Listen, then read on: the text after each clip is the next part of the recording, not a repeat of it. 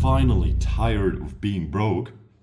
Imagine consistently making massive profits every single day, or you just want to make your first few $100 from trading. This is exactly what mastering supply and demand can do for you. Skip only a minute of this video and you might miss the key information to transform your trading forever. Today, I'm going to give you the complete blueprint for supply and demand trading, the most powerful strategy I've ever used, and the strategy that made me my first few $100 in trading. In this video, we're going to go over exactly what does supply and demand mean, why is this strategy the ultimate moneymaker, how to precisely identify and draw the perfect zones for entries, when to enter trades for the maximum profits, and even reveal my own personal strategy that consistently brings me huge returns in trading. Supply and demand trading could potentially be your final golden ticket to success. It's about recognizing aggressive buying, demand, and aggressive selling, supply movements. Massive, bold momentum candles clearly reveal where institutions, the big money makers in the market, are placing their trades. And if you correctly identify these candles, this could be your roadmap to big profits. First and foremost, this is not financial advice. I'm just giving you the strategy that worked for me and the strategy that made me my first few $100 in trading. So why is this strategy the ultimate moneymaker? Large, bold momentum candles indicate institutional serious dedication for buying or selling right now in the market. Small and weak candles indicate retail traders. Forget about these if you truly want to make serious money. So why should you trade supply and demand zones? Let's be real. As retail traders, we can't move the market. But the big guys with fat money, big institutions, they can move the market. And if you closely follow their footsteps, you're practically guaranteeing for success. Trading supply and demand isn't just guessing, it's playing smart. Trading supply and demand isn't guessing. It feels like the big guys are taking your hand and leading you the way to success. Have you ever heard of insider trading? Think of it like this. Trading supply and demand zones is practically legal insider trading. You know exactly where the big money makers are entering and exiting the market. Who wouldn't want that advantage? So let's make this picture a bit more clear. When you have a downtrend, you're looking for supply zones. This is a zone where the market, where the big money makers or the retail traders didn't want to buy more of the stock market. They just wanted to sell, which means here is the end of the supply zone, which means the market is probably going down. Essentially, supply zones follow strong red momentum candles, the perfect entry opportunity for a short, for a downtrend. On the other hand, demand zones are indicated by big momentum candles. And why are they so big? Because the big money makers in the market are pushing the price to go there. And that's where you come in. So literally, both of these indicators are the chance for you to ride the wave with the big boys. That is the point where smart money has entered the market, and that is the chance for you. So the best time for you to spend money on the market is when the big boys are coming into the market and you see some aggressive uptrend or some aggressive downtrend, as you can see on these examples. We are only retail traders. We have a small amount of money. We can't move the market in a direction with some big candles. But the rich people, they can move the market and they know when to enter the market, and you see them with these giant candles. Later, I'm going to show you exactly some examples of this where you should enter the market. So why are you wasting a chance and not get in the market with the big boys? They spend the money and they know a lot of more informations in the market. Insider trading is illegal, but they definitely know more than you about the market. So move with them, not against them. So I think I made it clear now why you should trade supply and demand zones. Now let's get into the market and I'll show you some real life examples where you can find supply and demand zones in the market. Because they're not easy to identify if you just look at some red and green candles going up and down. I'm going to show you an example. Now that we are in a real chart, it is a lot harder for you to identify these supply and demand zones. So what are we looking for? 3 big momentum candles in a row. If you look at this example, there are 3 big candles in a row, so that could potentially be a move of the big money makers. If you look at this example, those are only 3 small candles in a row. So those are the candles of the retail traders, not the boys with the big money. You don't look for these small candles, you look for the big candles. For the explanation, I'm going to use these 3 green momentum candles in a row. Now that you found them, the next step is find the area where the move started. So you are searching for the last red candle before the 3 green big momentum candles started. So this is the move up with the 3 green momentum candles, and this is the red candle where the move started. The next step is to mark out the demand zone, and that is the price range of the red candle where the move started. So you mark the red candle from the high to the low, and you mark it with a box with a rectangle. That is your demand zone. So now that you marked out the rectangle, the next step is to wait. To wait until the price comes back down and goes in your box of your demand zone. If this price comes back to this demand zone, you are going to know there's a lot of demand in the market for the price to move up. As you can see, the last time the price was in this range, no one wanted to sell. So this is where the big boys come in and pump the price up. So the big guys are obviously waiting for price to hit this zone, for the price to come back down and retest this demand zone. And if the price comes back down, they are spending their money because they know the market will go up. And if you entered right there, you would have made a lot of money.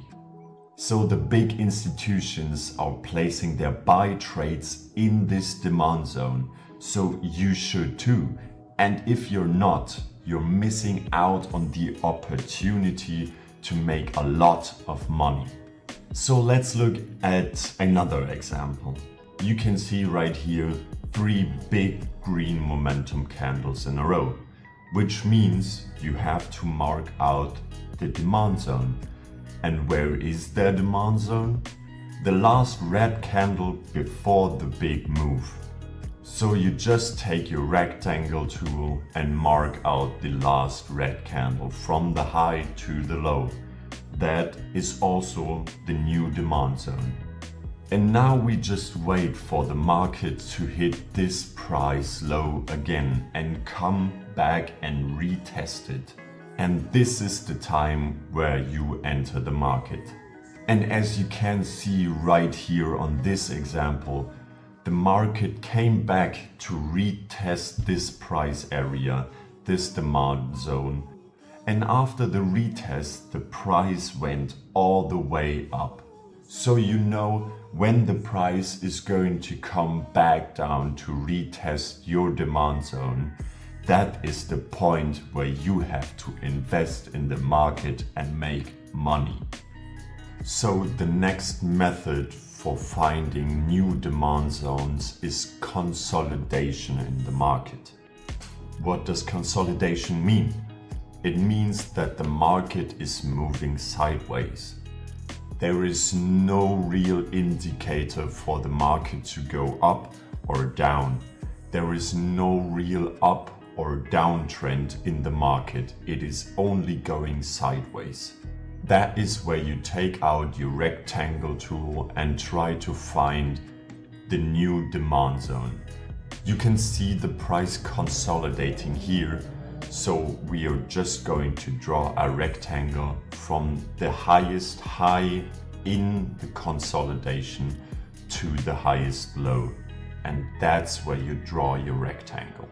The next step, like the last method, is just to wait for the price to retrace to your demand zone and hit your demand zone.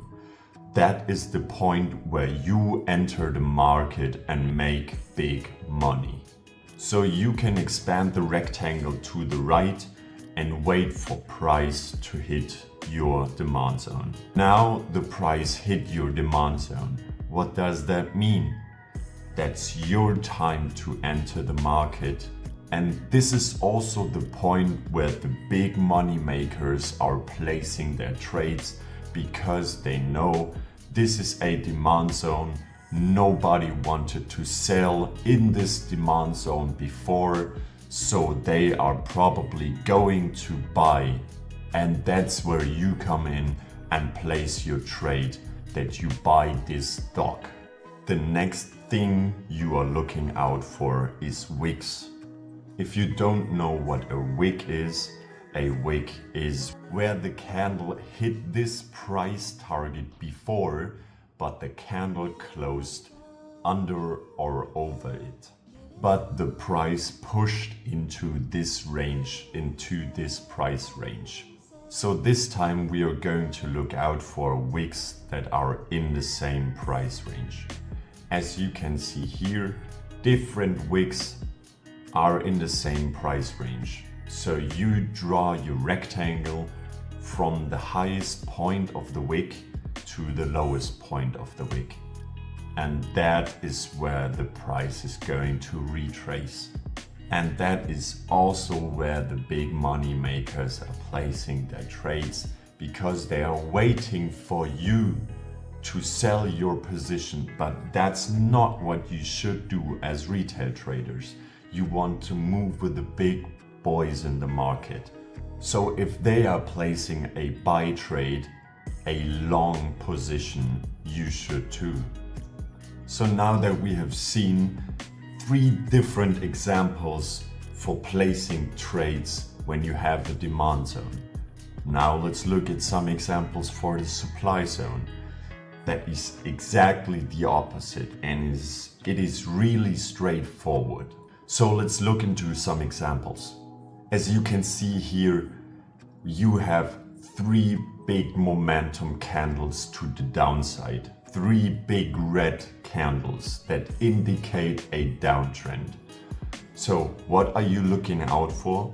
The last green candle before the momentum started. And you are going to mark out this box. Expand this box to the right, and you just wait for the price to hit your box again. And I promise you, it is going to hit your box again. It is going to retrace. Maybe not in the next 30 minutes, maybe not in the next 4 hours, but definitely it is always going to hit this box. And as you can see right here, the price came back to our supply zone. So this is the point where we are placing the trade to the downside, because the market is going to be bearish. It is going to be a downtrend because the market respects this supply zone. So like the last example for the demand zone, you can also look out for consolidation in the market. So there is always gonna be a supply zone. As you can see right here on another example, the market is going sideways. The market is consolidating. What does that mean? You draw your little rectangle box and you know this is going to be the new supply zone, because the market was in a downtrend and the trend is your friend. So now that you know the market was in a downtrend, it was going down, sideways consolidation is almost always an indicator for supply zone. So now that you drew your rectangle box, you're gonna expand it sideways, and like the last times, you're going to wait for the price to hit your zone. That's the point where you enter the market and make big money. Now the last example for a supply zone is also going to be wicks, but this time to the upside. So on this example you can see wicks have hit this price range multiple times. So you know there is no one who wants to buy in the market. No one who thinks the market is in a uptrend. They all want to sell. And you don't want to move against them, because the big money makers are also going to think that the market is in a downtrend and they want to make big money too. So you should ride the wave and go in a sell position. You draw your rectangle, wait for the price to hit your target, and that's where you place in your trade. So now that we finally understood how to identify supply and demand zones, we are now going over on how to trade them. So now come with me and look on real-time charts. That's the moment you all been waiting for. This strategy works for every market you want to trade. If you want to trade the Nasdaq, supply and demand is for you. If you want to trade the S&P 500, supply and demand is for you. The same with gold or Forex. But I'm going to show you the example on the Forex pair GBP JPY, the British pound versus the Japanese yen. So as you can see on this Forex pair, you're looking for a demand or supply zone. In this example, you have 3 big green momentum candles to the upside. So this is probably going to be your new demand zone. What are we looking for? Like I said, the last red candle before the big momentum has started. So you take out your rectangle tool and mark out the high and the low from the last red candle. That's your rectangle. So now that you know where to place the trade, you have 2 options. You can either place a buy position when the price is going to hit your demand zone, or, which is my preferred method, you manually place the trade when the price hits your demand zone. Because keep in mind, there is always a chance for the price to break through your demand zone. The price is not always going to hit your demand zone or your supply zone and just stop moving there. There is always a chance that price movement is going to break through your rectangle that you drew, either supply or demand. But for this example, now that you drew out your demand zone and dragged it to the right, we are going to wait for price to hit this zone again. And as you can see, price came down to your demand zone. And most importantly, price didn't break through your demand zone. It hit your rectangle that you drew, and market price responded to this demand zone. That is where you're going to place the trade. So the price hit your demand zone. You always want to go for confirmation, because you never know if this candle is going to break through your demand zone. So if price reacted to your demand zone and the next green candle is a lot bigger than the last red candle, this is your indicator to placing your trade and go into a buying position. For the next step, obviously the most important thing is going to be risk management. You always have to be on point with your risk management.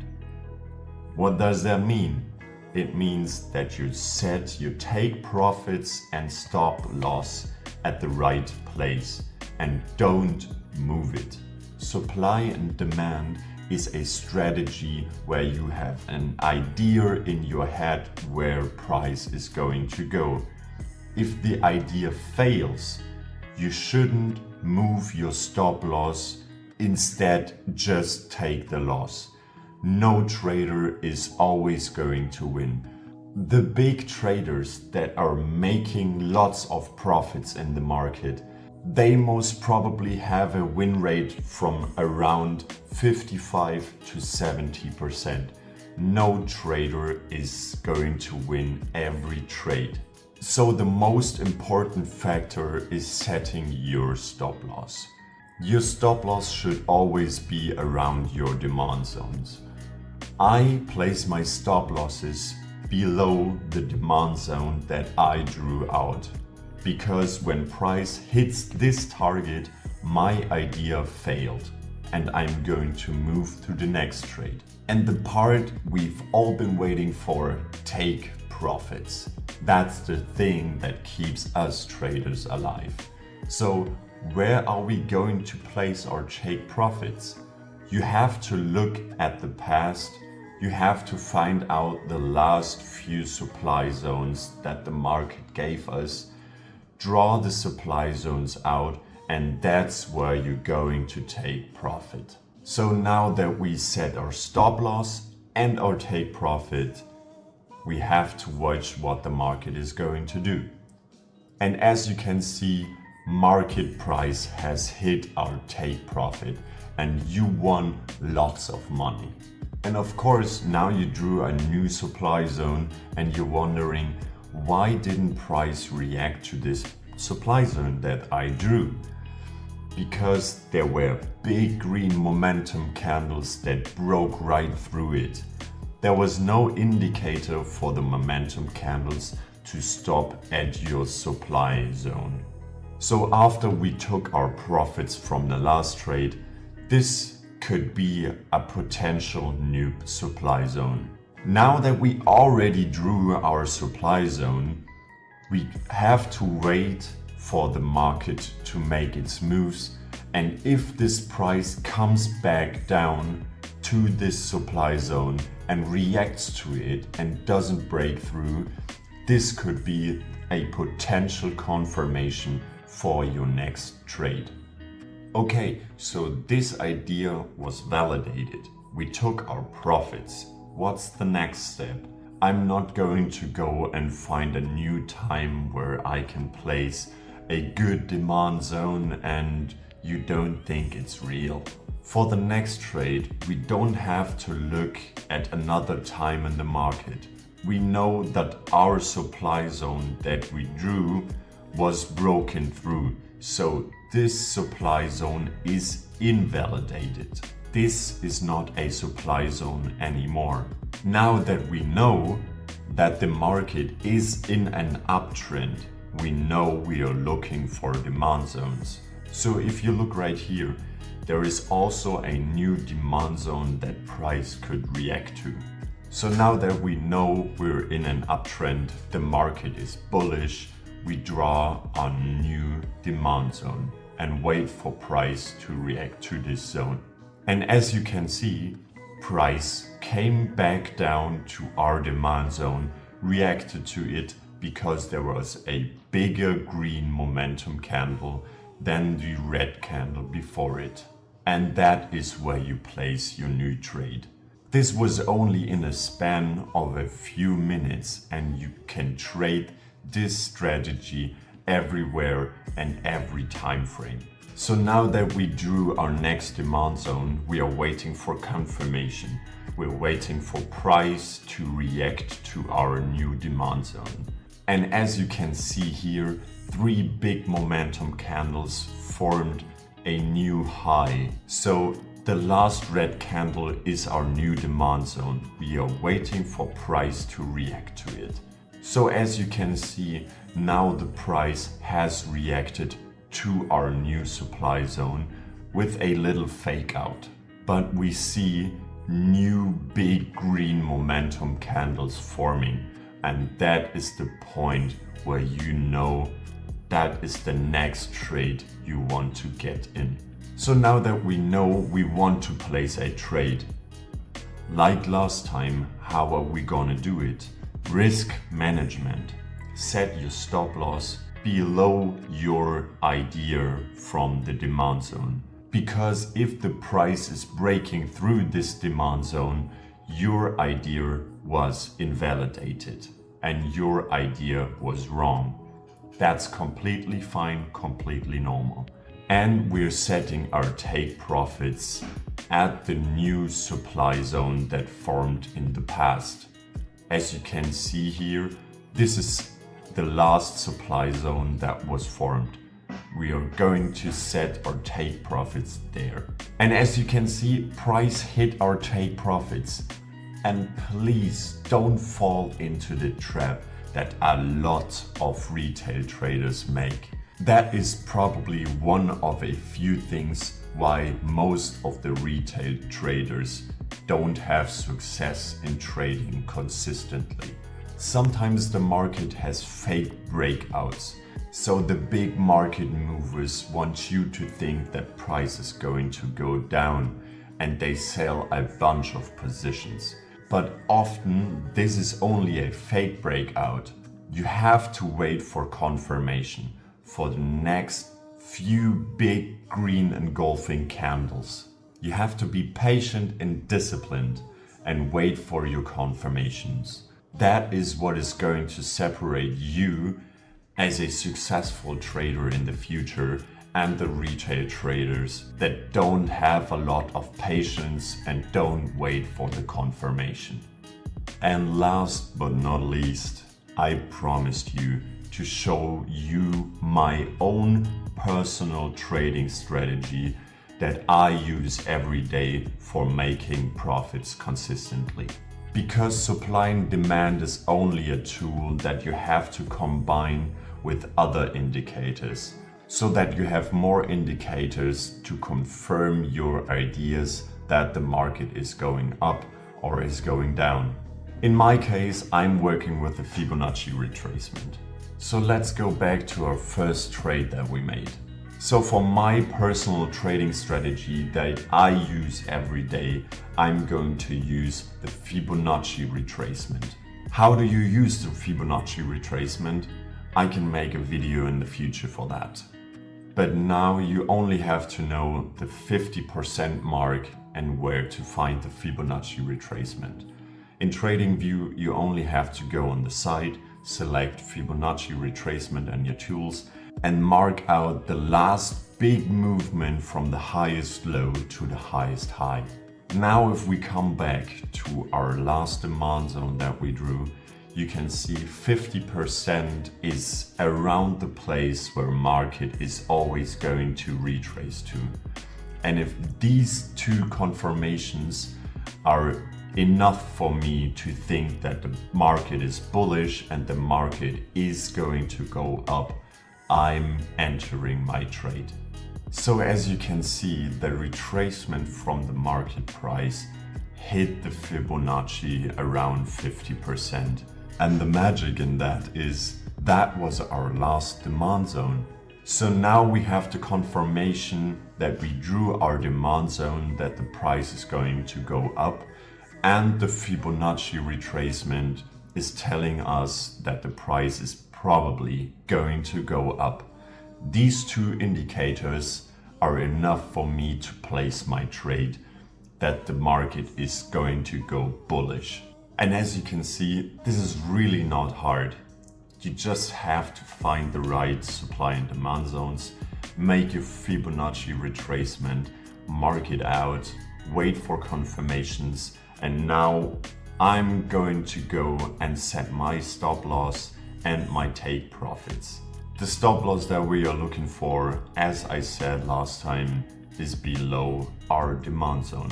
And we're setting our take profits at the last big supply zone that formed, because we don't know if the price is going to break through or correctly react to it.